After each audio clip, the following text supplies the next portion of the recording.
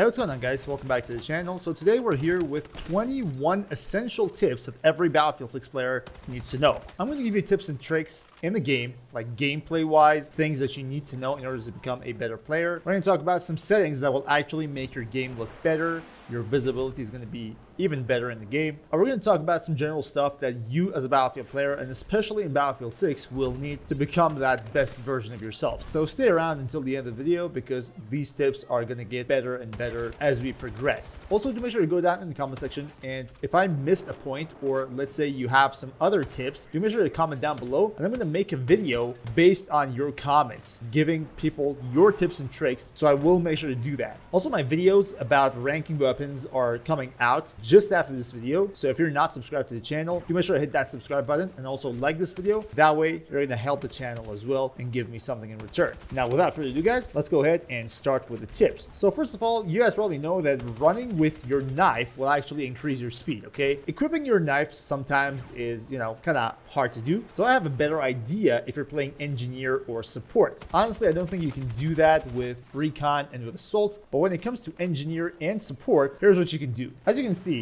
I'm just running with my defibrillator, no problem, just as fast as the knife. One thing is very important, the same actually applies to your repair tool as engineer, but as you can see, you can cut through fences with your repair tool, so that will help you navigate through maps with fences. Maps like Firestorm, actually, that you can see in the footage, that will also help you. That's a bonus tip for the repair tool as well. Now, the next tip is something that you're going to do in your settings, okay? So open up settings, go to system, and click minimap. In my opinion, your minimap size should be always on large to be able to see as much information as possible, okay? So your large minimap is going to help you see more, but that's not all about minimap, okay? Here you have view distance on foot. Default, it's 160 meters, but in my opinion, increasing it to 250 will actually help you see a lot more. And 300, in my opinion, is too much. If you like, you can put it on 300, but 250 is spot on for me. Do keep in mind that you have to change the view distance on foot part. We're not talking about vehicles or air vehicles, nothing like that, just on foot. So that's going to really help you to see a lot more on the minimap, and your large minimap is also going to reveal more information to you. Also, you have to keep one thing in mind when it comes to Battlefield games, and especially Battlefield 6, you can use destruction to your advantage. Now, what I mean by that is simple. You have your sledgehammer right here, okay? You don't even need the sledgehammer, but we're going to talk about the sledgehammer first. You can simply just destroy a wall and, start attacking someone behind the wall, something like this, right? And it's not always about walls. Sometimes you can destroy the ceiling as well. Look at this.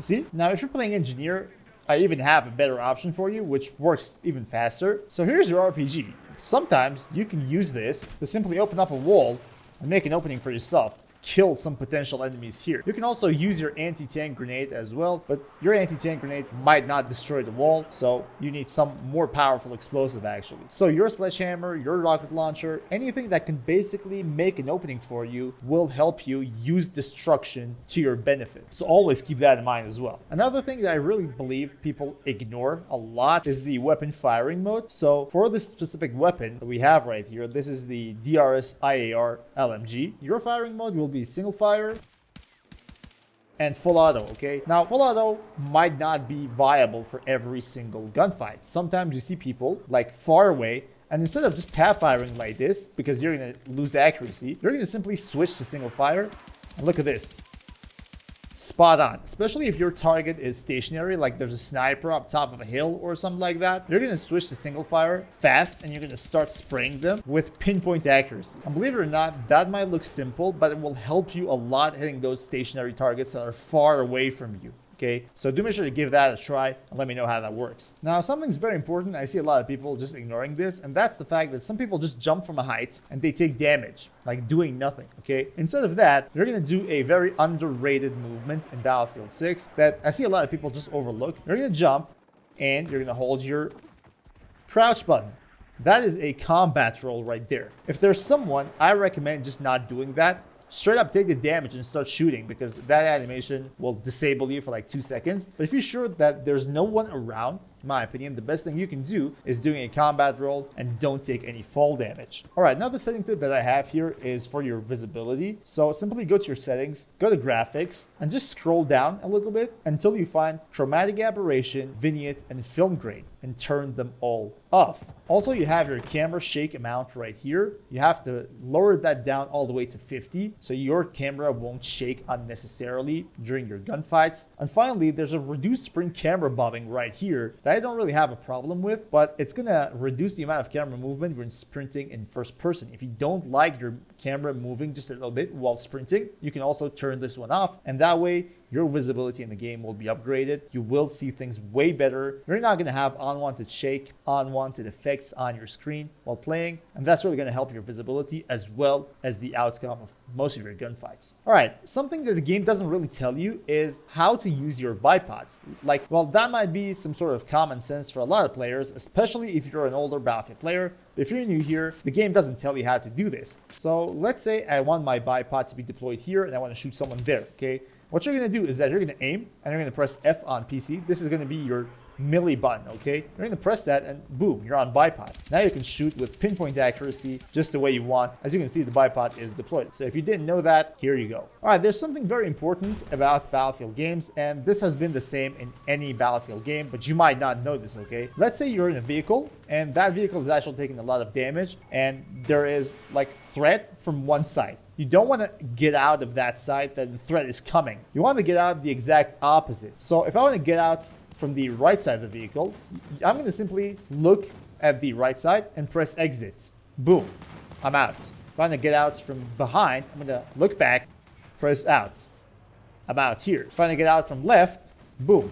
And that's simply how it works. So you want to be staying away from danger, from the threats that are coming your way. And if you're in a fast exit, just look the way you want to exit and then press exit and things will be okay for you. A lot of new Battlefield players, even some more experienced Battlefield players, don't know about this, although it's been a part of Battlefield ever since I can remember. So if you didn't know that, now you do. Another tip that we have here is the spawn camera. As you can see here, if I want to spawn in Objective C, I have a camera like a UAV drone actually surveying the entire site. So there are multiple information that you can get just by simply looking at your spawn camera. You can see how many people are there in the site. You can see where they are. I can spot people right here, okay? You can spot where people are, and as you spawn, you know your threats, you know your surroundings. The same works with your squad mates. As you can see your squad mates playing. And more importantly, guys, sometimes you have a deploy beacon and you want to know if someone's baiting you. You want to know if someone's waiting for you to spawn and just kill you. You're going to look at your deploy beacon because it also has a spawn camera. And it's going to give you a 360-degree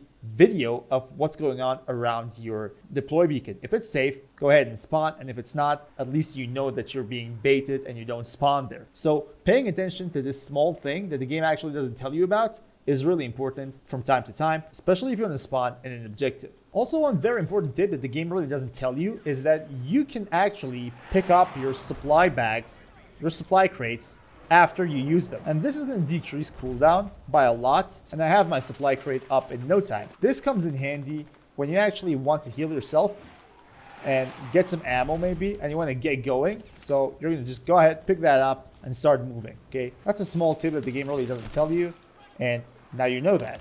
Another tip for you guys is that if you're an engineer and you're, for some reason, out of mines, and you see enemy mines on the ground, you can go ahead and interact with them. So these are my mines, okay? But the same goes for enemy mines. You're going to pick them up and they're going to be added to your own mines. So basically, you can use enemy mines as your own and pick them up and redeploy them and just make them friendly mines. So anytime that you're out of mines and you see some enemy mines, that is the best thing you can do. Instead of shooting them and destroying them, if you're an engineer, just pick them up and redeploy them and use them to your advantage. Also, another thing that the game doesn't really tell you is that if you're out of ammo and there's like a support player who doesn't actually deploy you a supply crate, what you can do is actually go ahead and get close to them and just press E, like your interact button, interact with them, and you're gonna get some ammo. Like, that's something that a lot of people don't really know because the game doesn't tell you. But if you're just desperate and you don't know what to do, that is the best thing you can do to get some ammo. So keep that in mind as well. Also, if you're a sniper, here's a tip that will actually help you a lot in your gunfights. You might know that we have some sort of equipment here, and it's called the rangefinder. Now, the rangefinder actually worked a lot differently in previous Battlefield titles, but here in Battlefield 6, and in my opinion, this is completely broken and needs to be fixed, but however, you can use this for now, okay? Your rangefinder can zero your scope to any distance that you're actually looking at. So this will completely remove the need to compensate your shots, like holding your aim a little bit higher. This will completely remove that. Now let me quickly show you how this works, okay? So as you can see, my scope is now zeroed on 1000 meters. But if I want to shoot someone here, let's say, and if I want to use my rangefinder, here's how it's going to change things, okay? Look at this. It's 120 meters. So now I'm going to shoot here, and the bullet's going to hit exactly where I aim. However, in the settings, there's something you should do that will actually bind this ability, so you're going to have an easier time doing all these stuff, okay? You're going to go to your settings, mouse and keyboard, or maybe controller, depending on if you're playing on console or PC. Then you're going to go to infantry passenger keybinds, and you're going to scroll all the way down until you find the rangefinder zeroing if zoomed option. You're not going to change this one. Rangefinder fire mode zeroing, you're not going to change that. You should change this one, okay? Rangefinder zeroing if zoomed. And what I like to do is bind this to my hold breath button, which is shift on my keyboard anyways. And for most PC players, you're going to bind this to your hold breath, whatever that is, because you're going to hold your breath anyways when sniping. And this is not going to mess with anything, and you can change this at any time. But you're going to notice is that as soon as you aim and hold your breath, your scope is zeroed, and whatever you shoot, your bullet's going to go there regardless of range. So this is a huge tip for snipers, and they should absolutely do this if they want to having an easier time while playing a sniper rifle. So for those vehicle players, the game doesn't tell you something very important, and that is the crawl option that you have on tanks and IFVs. Now this crawl mode, as you can see, is going to make you move slower, just like this. Now I'm in crawl mode. And what it does is actually preventing acoustic sensors and mines from just exploding and destroying your tank. So you can actually just move on a mine without taking any damage, without blowing it up. So this crawl mode is something that the game doesn't tell you, and it's worth knowing. Another tip that I have for you is about the firing range. Now this might sound ridiculous, but you can actually enter the firing range, pick up your favorite weapon, and start warming up before jumping into the game. Like early in the morning, if you want to jump into the game, just get over here, shoot these targets for like 2-3 minutes, and then just jump straight into the game and start playing. In my opinion, warming up is not something tied to competitive shooters like Counter-Strike or Rainbow Six. That's not really what it is. You can just come here, start firing some targets here, warming up your aim, and actually perform better, helping your team a lot more when it comes to the main games. So warming up, in my opinion, is something that you can do with the firing range, especially because it's easy to access and you're not going to be going into any loading screen or anything. You're just going to jump straight here. I believe that's something that you can do, and it will actually help you improve in the game as well. Something else that you can do about visibility is again found in the settings. So open up settings, from accessibility, go to color profiles. Now by default, you're going to have a color profile like this, but in my opinion, you should actually set it on custom, and your friendly color, squad color, and enemy color must see some change. Now, what I actually like to do with these is that making them as bright as possible. So it's by default somewhere here. I'm going to make it as bright as possible. The same actually applies here. By default, the green is something like this. I want it to be as bright as possible. And the same actually goes for red here for my enemy color. I want it to be as bright as possible. Make sure to do that, and it's going to help you see things a lot better, especially in Battlefield 6 where chaos is actually everywhere. Also in the settings, go to HUD and just scroll down a bit until you find your crosshair settings, okay?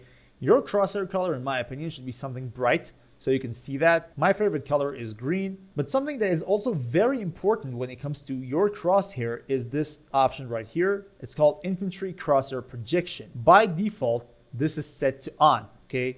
What you're going to do is setting this to off, because simply said, this will lock your crosshair to the screen center regardless of your movement. Okay, so if you feel like your crosshair is floaty, it's because of this setting. So disable that as soon as possible, and you're going to thank me later. Also, I have 4 more tips to give you as soon as possible. So let's go ahead and see what they are. First of all, you should play slower in Battlefield 6. Now, if you're coming from a game like Battlefield 5 or Battlefield 2042, this tip is exactly for you, because those games were faster when it comes to, gameplay pace. If you play with the same gameplay pace of Battlefield 2042, you're just going to constantly die, and it's not going to be a pleasant experience for you. So slow things down just a little bit, and you're going to feel you're getting more kills, you're going to die less, play a bit more tactical, and I'm pretty sure you're going to find it easier to have more fun in Battlefield 6. Also, one tip that is actually solid for every Battlefield game, as well as Battlefield 6, is that if you're playing class, play the role. Okay, every single class has a role. If you're playing an engineer,